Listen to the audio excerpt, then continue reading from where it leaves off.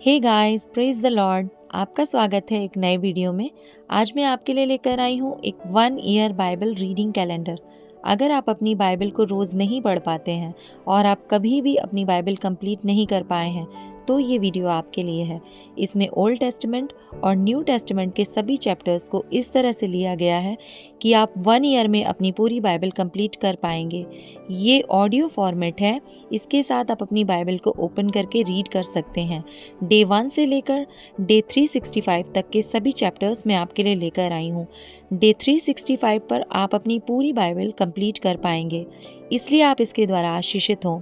और अगर आपको ये वीडियो पसंद आती है तो आप अपने फैमिली और फ्रेंड्स से शेयर करें, और अगर आप चाहें तो आप सब्सक्राइब, लाइक और कमेंट भी कर सकते हैं। So praise the Lord, shalom to everyone. Let's get started. Day 26, chapter 11, पहलौठों की मृत्यु की चेतावनी। फिर यहोवा ने मूसा से कहा, एक और विपत्ति मैं फिरौन और मिस्र देश पर डालता हूँ। उसके पश्चात वह तुम लोगों को वहाँ से जाने देगा, और जब वह जाने देगा तब तुम सबों को निश्चय निकाल देगा। मेरी प्रजा को मेरी यह आज्ञा सुना कि एक एक पुरुष अपने अपने पड़ोसी और एक एक स्त्री अपनी अपनी पड़ोसिन से सोने चांदी के गहने मांग ले। तब यहोवा ने मिस्रियों को अपनी प्रजा पर दयालु किया। इसके अतिरिक्त वह पुरुष मूसा मिस्र देश में फिरौन के कर्मचारियों और साधारण लोगों की दृष्टि में अति महान था। फिर मूसा ने कहा, यहोवा इस प्रकार कहता है, आधी रात के लगभग मैं मिस्र देश के बीच में होकर चलूंगा। तब मिस्र में सिंहासन पर विराजने वाले फिरौन से लेकर चक्की पीसने वाली दासी तक के पहलौठे वरन पशुओं तक के सब पहलौठे मर जाएंगे, और सारे मिस्र देश में बड़ा हाहाकार मचेगा, यहाँ तक कि उसके समान ना तो कभी हुआ और ना होगा। पर इज़राइलियों के विरुद्ध क्या मनुष्य क्या पशु, किसी पर कोई कुत्ता भी ना भौंकेगा, जिससे तुम जान लो कि मिस्रियों और इज़राइलियों में मैं यहोवा अंतर करता हूँ।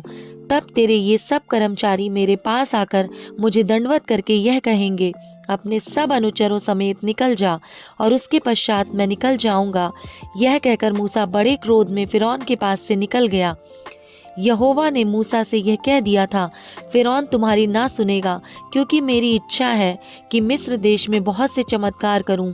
मूसा और हारून ने फिरौन के सामने ये सब चमत्कार किए, पर यहोवा ने फिरौन का मन और कठोर कर दिया, इसलिए उसने इज़राइलियों को अपने देश से जाने ना दिया।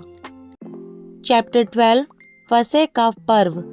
फिर यहोवा ने मिस्र देश में मूसा और हारून से कहा, यह महीना तुम लोगों के लिए आरंभ का ठहरे, अर्थात वर्ष का पहला महीना यही ठहरे। इज़राइल की सारी मंडली से इस प्रकार कहो, इसी महीने के 10वें दिन को तुम अपने पितरों के घराने के अनुसार घराने पीछे एक एक मेमना ले रखो, और यदि किसी के घराने में एक मेमने के खाने के लिए मनुष्य कम हो तो वह अपने सबसे निकट रहने वाले पड़ोसी के साथ प्राणियों की गिनती के अनुसार एक मेमना ले रखे, और तुम हर एक के खाने के अनुसार मेमने का हिसाब करना।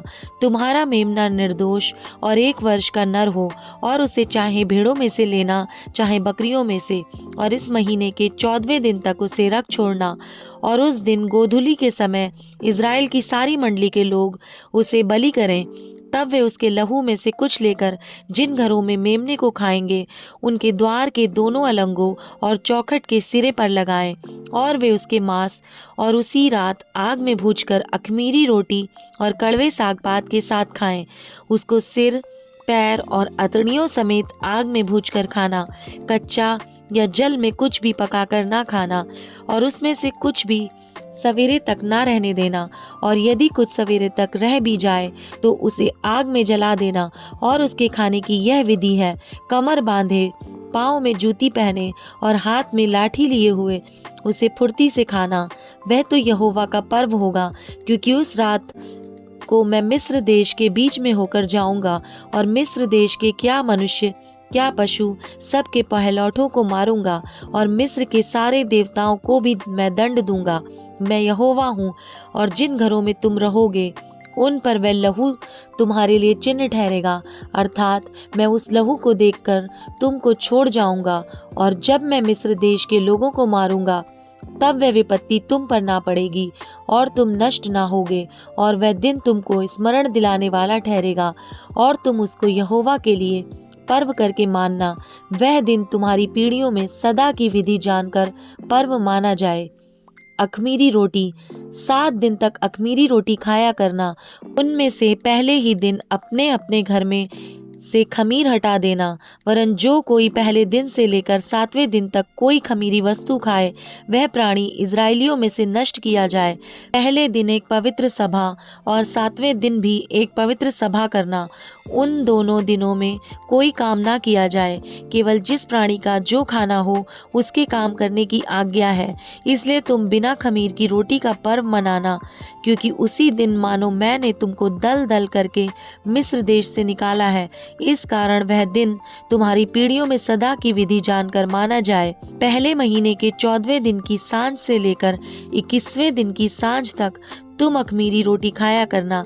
7 दिन तक तुम्हारे घरों में कुछ भी खमीर ना रहे, वरन जो कोई किसी खमीरी वस्तु को खाए, चाहे वह देशी हो चाहे परदेशी, वह प्राणी इज़राइलियों की मंडली में से नष्ट किया जाए।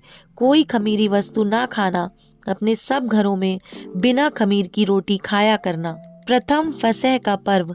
तब मूसा ने इज़राइल के सब पुरनियों को बुलाकर कहा, तुम अपने अपने कुल के अनुसार एक एक मेमना अलग कर रखो और फसह का पशु बलि करना, और उसका लहू जो तसले में होगा उससे जूफा का एक गुच्छा डुबाकर उसी तसले में के लहू से द्वार के चौखट के सिरे और दोनों अलंगों पर कुछ लगाना।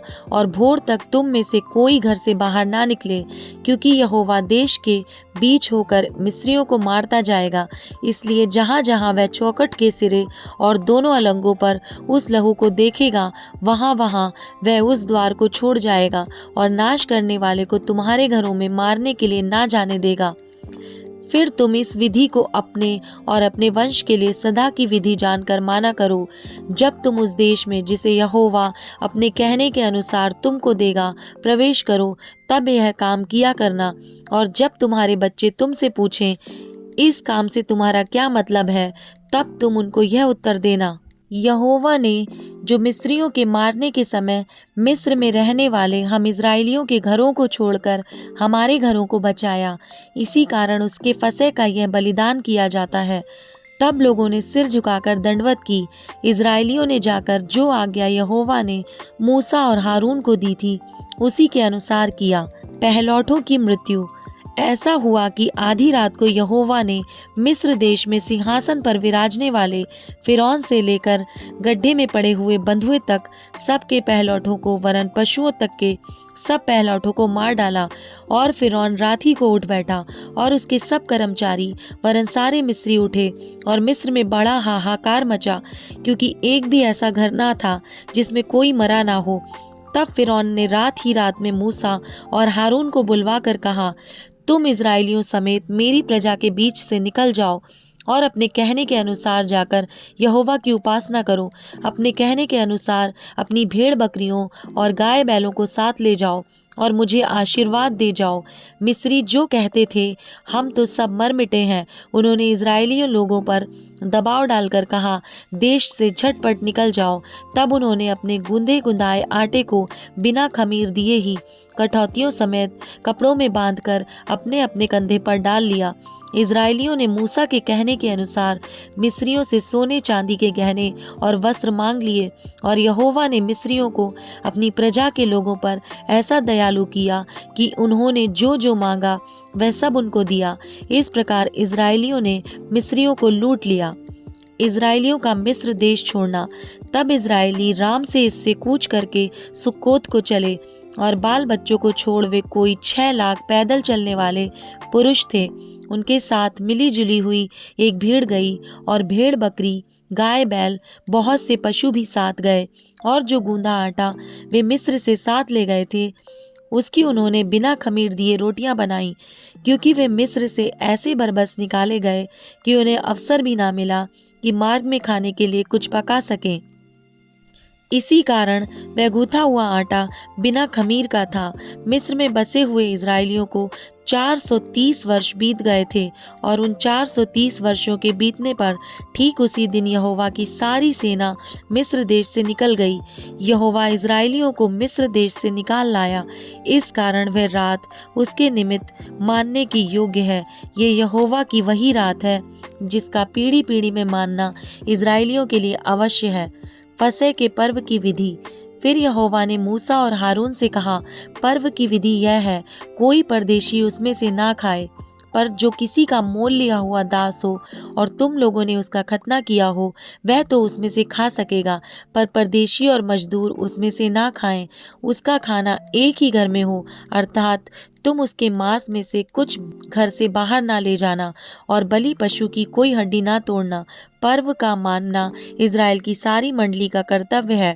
और यदि कोई परदेशी तुम लोगों के संग रहकर यहोवा के लिए पर्व को मानना चाहे, तो वह अपने यहाँ के सब पुरुषों का खतना कराए, तब वह समीप आकर उसको माने और वह देशी मनुष्य के तुल्य ठहरेगा।